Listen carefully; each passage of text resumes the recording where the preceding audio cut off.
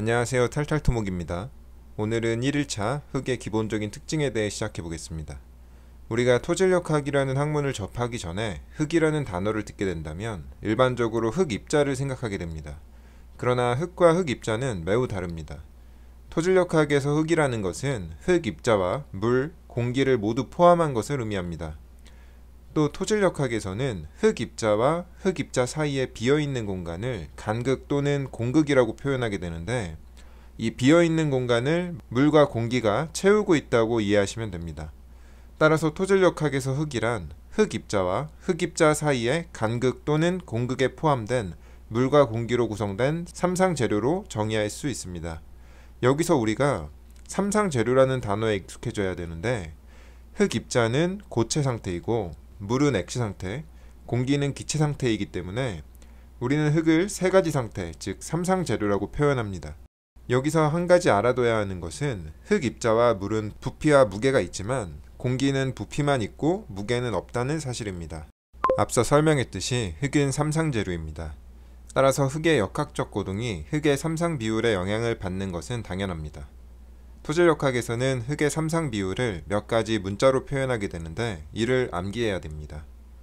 첫 번째로 간극비가 있습니다. 간극비는 간극의 부피와 흙입자 부피의 비로 정의되고 이렇게 표현됩니다. 두 번째로 간극률이 있습니다. 간극률은 간극의 부피와 흙 부피의 비로 정의되고 이렇게 표현됩니다. 여기서 중요한 것은 간극비와 간극률의 관계인데, 간극비를 간극률을 이용하여 계산할 수도 있고 간극률을 간극비를 이용하여 계산할 수도 있습니다. 모두 중요한 내용이라 필수적으로 암기가 필요합니다. 세 번째로 포화도가 있습니다. 포화도는 간극의 부피와 물의 부피의 비로 정의되고 이렇게 표현됩니다. 네 번째로 함수비가 있습니다. 함수비는 흙입자 무게와 물 무게의 비로 정의되고 이렇게 표현됩니다. 이렇게 네 가지 문자는 필수적으로 암기하여야 하는 것은 물론이고 문자를 보면 즉각적으로 구할 수 있을 정도로 숙지해야 됩니다. 여기서 중요한 것은 간극비와 함수비는 1보다 클 수 있지만 간극률과 포화도는 항상 분모가 분자보다 크기 때문에 1보다 작다는 것입니다. 이걸 암기하기보다는 문제에 출제되면 각 문자의 정의를 표현해보고 분자와 분모를 살펴서 파악하는 정도로 공부하면 되겠습니다.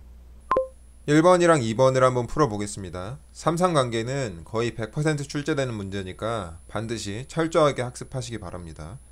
먼저 뭐가 주어졌는지 보면 흙시료의 무게가 주어졌죠. 흙시료의 무게는 전체 무게니까 W가 200g이 이렇게 주어진 거고, 건조 후의 무게가 주어졌죠. 건조 후의 무게는 흙입자만의 무게니까 WS라고 표현을 하고, 건조 전 흙의 부피가 주어졌으니까 이거는 전체 부피를 의미하겠죠. 그리고 비중이 2.5고, 이렇게 주어진 상태에서 WW를 구하라 그랬는데 토질력학에서는 물의 무게를 절대로 바로 주지 않습니다. 이렇게 전체 무게와 건조시킨 무게를 이렇게 빼는 방식으로 계산을 할 수가 있어요. 왜냐면 맨 처음에 전체 무게에는 물이 있지만 건조된 무게에는 물이 날아가 버렸으니까 없겠죠. 그래서 이 차이가 물의 무게입니다. 그래서 200에서 150을 빼서 50g 이렇게 계산을 할 수가 있고, 그리고 VS를 계산하라 그랬는데 토질력학에서 부피를 계산하는 방법은 단위 중량을 이용합니다. 단위 중량은 부피분의 무게 이런 식으로 표현이 되는데, 이거를 부피에 대해서 표현을 하게 되면 단위 중량분의 무게 이런 식으로 되겠죠.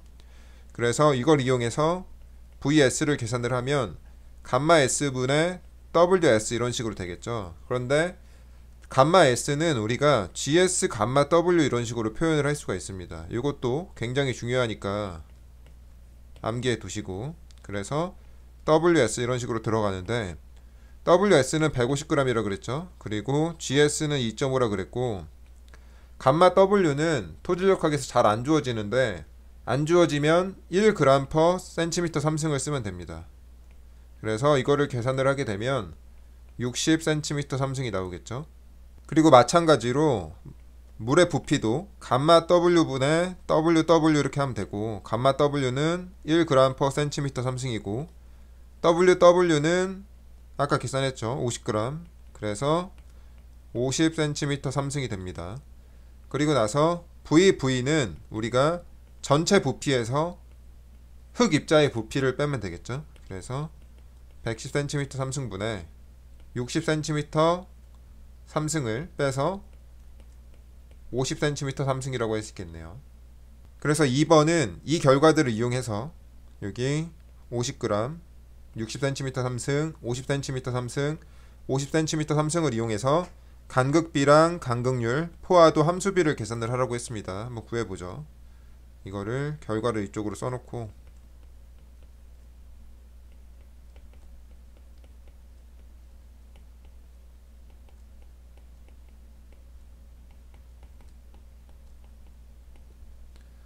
그래서 간극비는 우리가 VS분의 VV니까 VS는 60이죠. 60cm 3승이고 VV는 50cm 3승이니까 6분의 5 이런 식으로 표현이 되고, 그리고 간극률은 V분의 VV니까 V가 110cm 3승이고 VV는 50cm 3승이죠.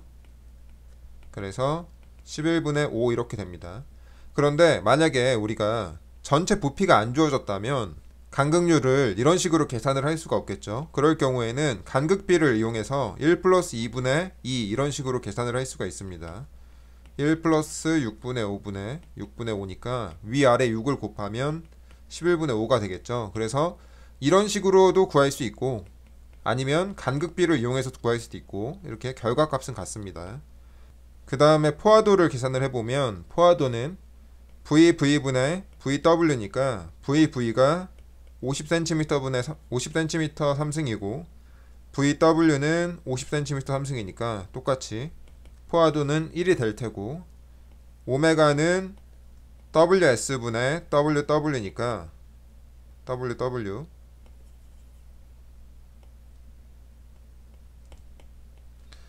WS는 여기서 150g이죠. 그리고 WW는 50g이니까 3분의 1 이렇게 되겠네요. 앞서 설명했듯이 흙 입자와 물은 부피와 무게가 있지만 공기는 부피만 있고 무게는 없습니다. 따라서 흙을 구성하는 3상을 각각 나누어 그림으로 표현하고 오른쪽의 부피를 왼쪽의 무게를 표현하면 이렇게 됩니다. VS는 1법이란 말 그대로 흙 입자의 부피를 1로 간주하여 비례적인 관계로 3상을 표현하겠다는 의미입니다. 간극비는 VS분의 VV이기 때문에 VS를 1로 간주하면 VV는 2로 표현됩니다. 또 무게는 부피의 단위 중량을 곱해 계산할 수 있기 때문에 VS의 흙 입자의 단위 중량 감마 S를 곱해 WS를 계산할 수 있습니다. 그런데 감마 S는 흙 입자의 비중을 이용하여 GS 감마 W를 표현할 수 있으므로 WS는 GS 감마 W VS가 되는데, 역시 VS는 1이기 때문에 WS는 GS 감마 W로 표현됩니다. 다음으로 함수비는 WS분의 WW이기 때문에 WW는 WS에 함수비를 곱해 표현할 수 있으므로 WW는 오메가 GS 감마 W로 표현됩니다. 마지막으로 WW와 VW는 단위 중량의 관계가 있기 때문에 WW를 물의 단위 중량으로 나누어 VW를 계산할 수 있습니다. 따라서 VW는 오메가 GS로 표현됩니다. 여기서 한 가지 더 알아두어야 하는 것은 포화도를 VS는 1법을 이용하여 표현하게 되면 2분의 오메가 GS가 되기 때문에 SE는 오메가 GS라는 관계가 성립된다는 것입니다. 이 식이 굉장히 많이 이용되기 때문에 필수적인 암기가 필요합니다. 이러한 유도 과정을 암기할 필요는 없지만 순서에 맞게 진행할 수 있어야 되는 것은 물론이고, 문제를 풀기 위해서는 VS는 1법의 결과로 나온 그림을 적어도 10초 이내에 빠르게 그릴 수 있어야 합니다. 이제 VS는 1법을 이용하여 토질력학에서 많이 이용되는 단위 중량을 표현해 보겠습니다. 여기서 단위 중량은 무게를 부피로 나눈 값을 의미하고 토질력학에서는 주로 4가지가 이용됩니다. 첫 번째는 수분 단위 중량으로 흙이 자연 상태에서 물을 머금고 있는 수분 상태에서의 무게를 부피로 나눈 값을 의미합니다. 앞서 설명했듯이 공기는 무게가 없기 때문에 W는 흙 입자의 무게와 물의 무게의 합을 의미합니다. 따라서 VS는 1법을 이용하여 이렇게 표현 가능합니다. 여기서 GS 감마 W로 묶게 되면 위의 식이 되고, 오메가 GS를 SE로 변환하여 감마 W로 묶게 되면 아래 식이 됩니다.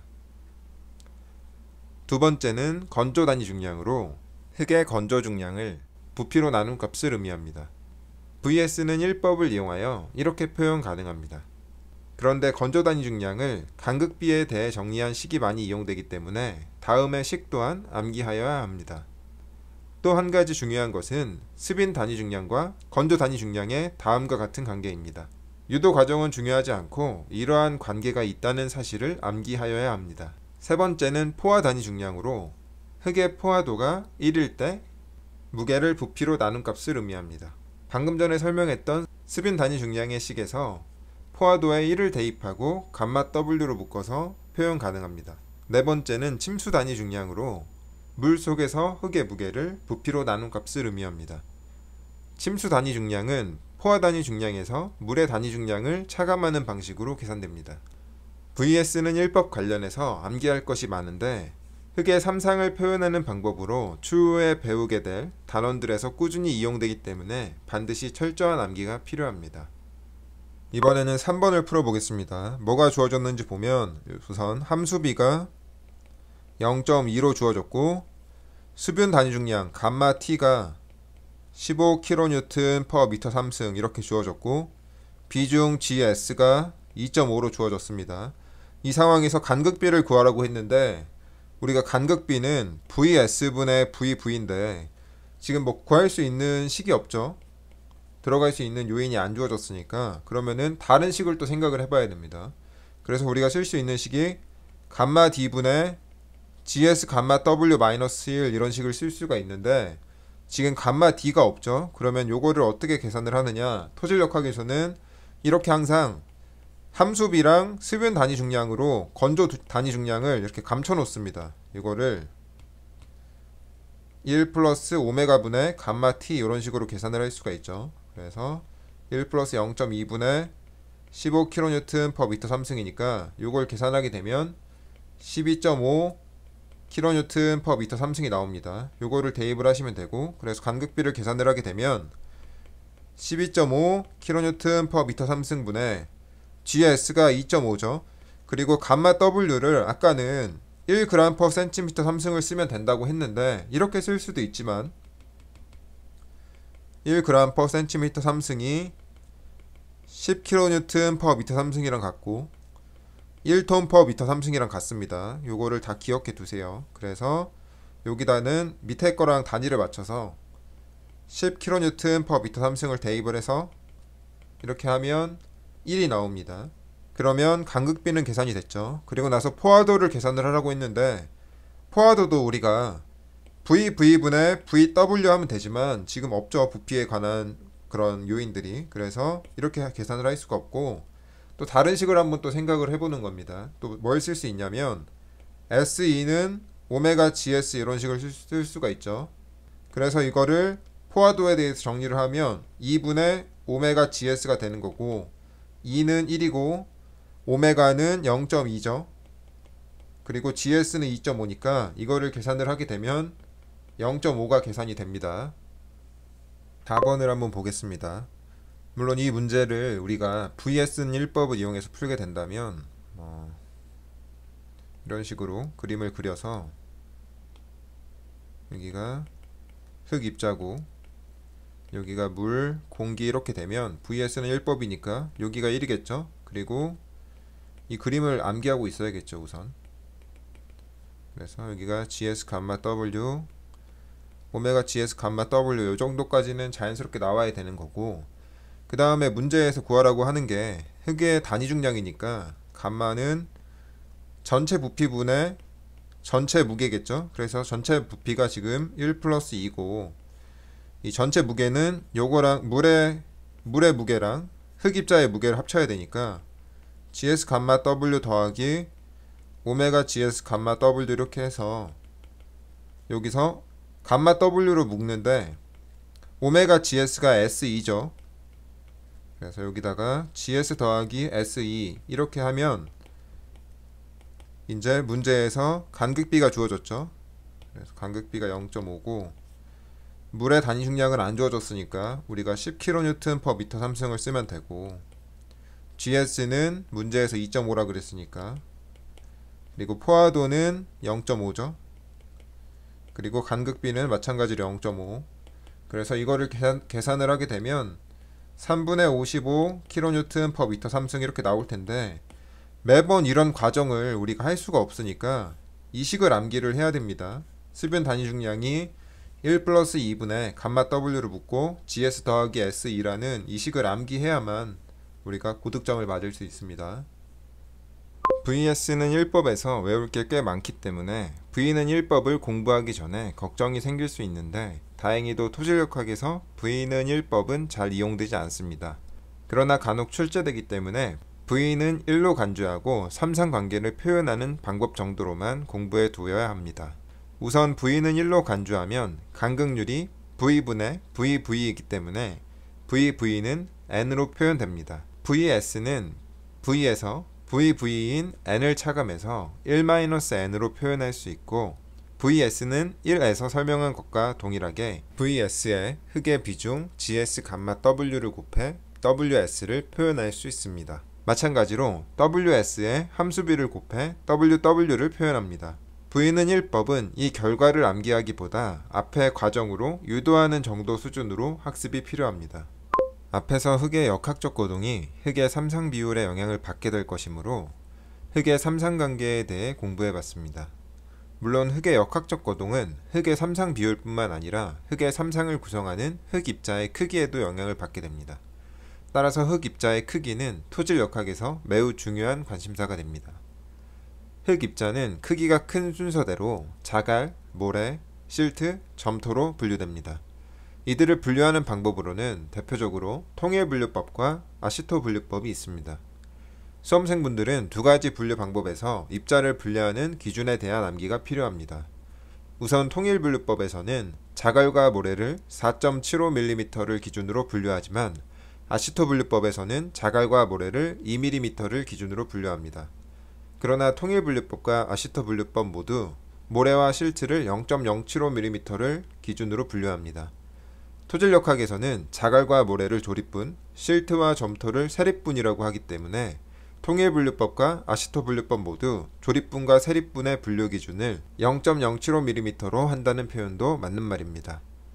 마지막으로 통일분류법에서는 실트와 점토를 소성도표라는 것을 이용하여 분류하고, 아시토 분류법에서는 0.002mm를 기준으로 분류합니다. 소성도표는 다음 장에서 다시 설명하겠습니다. 흑을 구성하는 흑 입자들은 자갈, 모래, 실트, 점토가 혼합되어 있으므로 입자의 크기가 모두 같지 않을 것입니다. 이런 흑 입자 크기의 분포를 표현한 그래프를 입도분포 곡선이라고 합니다. 입도분포 곡선은 가로축을 흑 입자의 직경으로 하고 세로축을 통과 백분율로 합니다.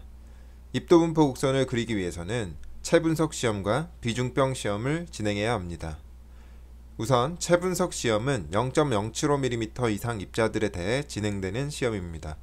여러 체들을 구멍이 큰 체부터 위에서 배치하고 흙을 부어 흔들게 되면 각 체에 남은 흙의 질량을 측정할 수 있습니다. 각 체에 남은 질량을 흙의 총 무게로 나누게 되면 체에 남은 흙 무게 비를 계산할 수 있는데, 이 값들을 100에서 순차적으로 빼서 각 체의 통과 백분율을 계산할 수 있습니다. 체 분석에 이용되는 체들 중 주의 깊게 보아야 하는 체 번호로는 샵 4번, 샵 10번, 샵 200번 체가 있습니다. 샵 4번 체의 직경은 4.75mm이고 이건 통일분류법에서 자갈과 모래의 분류 기준으로 이용됩니다. 샵 10번 체의 직경은 2mm이고 이건 아시토 분류법에서 자갈과 모래의 분류 기준으로 이용됩니다. 마지막으로 샵 200번 체의 직경은 0.075mm로 통일분류법과 아시토 분류법에서 조립분과 세립분을 분류하는 기준으로 이용됩니다. 그리고 체분석에서는 하단에 샵 200번 체 다음 마지막으로 펜을 배치하게 되는데, 여기서 펜은 쇠 그릇이라고 이해하면 됩니다. 따라서 펜에는 0.075mm 이하 입자들이 모이게 되므로 세립분이 담겨 있다고 해석할 수 있습니다. 펜에 담긴 세립분들은 입자가 너무 작아서 더 이상 채를 이용하여 통과 백분율을 계산할 수 없기 때문에 비중병 시험을 실시하게 됩니다. 비중병 시험이란 입자의 침강 속도가 흑입자 직경의 제곱에 비례한다는 스토크 법칙을 이용하는 시험입니다. 비중병 시험은 자세히 학습할 필요는 없으며 공식을 암기하고 어떤 요소가 침강 속도에 영향을 주는지 파악하는 것이 중요합니다. 이렇게 체분석 시험과 비중병 시험을 실시하면 흑입자 직경과 해당 직경에서 통과 백분율을 계산할 수 있으므로 이를 이용하여 다음과 같은 입도분포 곡선을 그릴 수 있습니다. 여기서 굉장히 주의할 점은 입도분포 곡선의 가로축을 반드시 로그 스케일로 표현해야 된다는 사실입니다. 이렇게 계산된 입도분포 곡선에서 통과 백분율 10%, 30%, 60%일 때 흑입자의 직경을 D10, D30, D60이라고 문자로 표현합니다. 이 값들을 이용하여 균등계수와 공률계수를 계산하게 되는데 이 값들은 다음 장에서 통일분류법에 이용되기 때문에 필수적으로 암기가 필요합니다. 7번을 한번 풀어보겠습니다. 7번은 체분석 결과를 이용해서 통과 백분율을 계산을 하라고 했는데 처음 풀어보는 거니까 체분석을 간략하게 한번 설명을 해보면 직경이 큰 채부터 위에서 아래로 이렇게 배치를 합니다. 그래서 위에서 지금 샵 4번, 샵 10번 이렇게 쭉 내려와서 밑에다가 제일 마지막에 펜을 이렇게 설치를 해요. 그래서 위에다가 흙을 이렇게 붓게 되면 여기 흙이 이렇게 남겠죠. 이렇게. 그래서 지금 여기에 남아있는 흙의 무게가 여기 채에 남은 흙의 무게라고 표현이 되어 있는 거고 이 흙 무게들을 다 더하면 이제 위에서 부은 흙의 무게를 알 수 있겠죠. 그래서 요거를 더하면 여기서는 500g이 나옵니다. 그래서 이 500g으로 각 채에 남은 무게를 다 나누면 각각 500으로 나누면 그게 이제 채에 남은 흙무게 비가 나오겠죠. 그래서 이거를 500으로 다 나눠서 백분율로 표시를 하면 여기는 위에서부터 차례대로 0, 8, 12, 16, 24, 16, 8, 16% 이렇게 나오겠죠. 그런데 우리가 계산해야 되는 것은 통과 백분율이죠. 통과 백분율이라는 것은 이 채를 몇 퍼센트가 통과를 했느냐를 보는 거예요. 그렇다면은 이 채에 지금 샵 4번 채에 남은 흙이 0%니까 100에서 여기 남은 퍼센트를 빼주면 그만큼 통과를 했겠죠. 그래서 100에서 0을 빼면 100%인 거고 또 이 100% 흙이 지금 여기를 통과를 하는데 샵 10번 채에 남은 게 8%니까 그럼 92%가 통과했겠죠. 그래서 100에서 8을 빼서 92고 92에서 12를 빼서 80이고 이런 식으로 쭉 계산을 하면 됩니다. 결과는 책에 있으니까 한번 확인해 보시고요. 통일분류법에서는 소송도표를 이용하여 분류되고 아시토분류법에서는 0.002mm 이하 입자로 분류되는 점토 입자는 함수비에 따라 성질이 변화합니다. 이를 이해하기 위해 점토 입자를 구성하는 점토 광물에서부터 설명하겠습니다. 점토 광물의 기본 구조로는 규소 사면체와 알루미늄 팔면체가 있습니다. 규소 사면체는 4개의 산소 원자와 중심부에 1개의 규소 원자로 구성되고 알루미늄 팔면체는 6개의 산소 원자와 중심부에 1개의 알루미늄 원자로 구성됩니다. 규소 사면체와 알루미늄 팔면체가 각각 수평으로 연속적으로 연결되어 있는 구조를 규소판과 알루미늄 판이라고 합니다. 점토 광물은 규소판과 알루미늄 판의 결합 형태에 따라 카올리나이트, 일라이트, 몬모닐로나이트로 분류됩니다. 카올리나이트는 1개의 규소판과 1개의 알루미늄 판이 1대1로 수소결합된 구조이고 일라이트는 2개의 규소판과 1개의 알루미늄 판이 2대1 이온 결합된 구조 몬모닐로나이트도 2개의 규소판과 1개의 알루미늄 판이 2대1로 이온 결합된 구조입니다. 동일하게 2대1 구조인 일라이트와 몬모닐로나이트는 다소 차이가 있습니다. 일라이트에서는 광물 중심부에 있던 Si4+가 Al3+로 동형치환이 되며 마이너스 전하를 띠게 되면 인근에 있던 K+와 결합하여 안정을 이루게 됩니다. 여기서 동형치환이란 구조는 동일한 형태로 유지되면서 치환이 일어나는 것을 의미합니다. 몬모닐로나이트는 광물 중심부에 있던 Al3+가 Mg2+로 동형치환이 되며 마이너스 전하를 띠게 되는데 인근에 K 플러스가 없어 강한 음성을 보이게 됩니다. 따라서 주변에 있던 물들을 다량 흡수하여 팽창하는 성질이 있습니다. 점토 광물에서 중요한 것은 수소 결합한 카올리나이트의 결합력이 가장 강하고 일라이트, 몬모닐로나이트 순으로 작아진다는 것입니다. 점토 광물의 단위 질량당 표면적은 결합력 크기 순의 반대일 것이므로 몬모닐로나이트, 일라이트, 카올리나이트 순으로 크게 됩니다. 또한 카올리나이트, 일라이트, 몬모닐로나이트는 규소판과 알루미늄판이 결합된 구조이므로 점토 입자의 형태가 판 모양이라는 것을 추정할 수 있고, 점토 광물에서 발생하는 동형 치환으로 표면이 마이너스 전하를 띠게 된다는 것을 알 수 있습니다. 따라서 점토 입자의 형상에 대해 보다 쉽게 이해할 수 있습니다. 화학을 공부한 학생들은 이해하기 쉬울 텐데, 물은 막대자석과 같이 극성을 지니게 됩니다. 방금 전에 설명한 점토 입자는 넓은 표면에 마이너스 전하를 보이게 됩니다. 따라서 점토 입자와 물 사이에 정기적인 상호작용이 발생하게 됩니다. 첫 번째로 물의 수소 원자와 점토 입자의 산소 원자 간 수소 결합할 수 있고, 두 번째로 물의 플러스 전하와 점토의 마이너스 전하가 이온 결합할 수도 있습니다. 세 번째로 점토 인근의 양이온들이 점토 마이너스 표면에 부착하고 여기에 물의 플러스 전하가 이온 결합할 수 있습니다.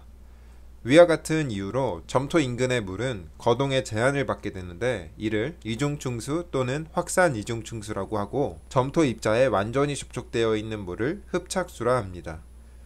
이중충수 영역에서는 점토의 마이너스 표면에 의해 양이온 농도가 높게 나타나고, 거리가 멀어지게 될수록 영향이 감소하여 일정 거리 밖에서는 평형 상태를 유지하게 되는데, 이 영역 밖의 물을 자유수라고 합니다.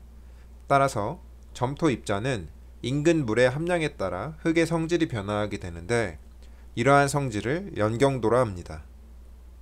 연경도는 다음 장에서 더 자세하게 다루겠습니다.